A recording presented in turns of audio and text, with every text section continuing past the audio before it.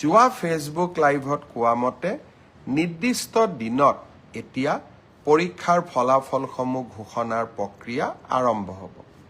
দুই এজন প্ৰাৰ্থীয়ে মোক কৈছিলে যে LP আৰু ME লিষ্টত PG আৰু গ্ৰেজুৱেট, পোষ্ট গ্ৰেজুৱেট আৰু গ্ৰেজুৱেট টিচাৰ পোৱা বহুতৰ নাম সন্নিৱিষ্ট হৈ আছে।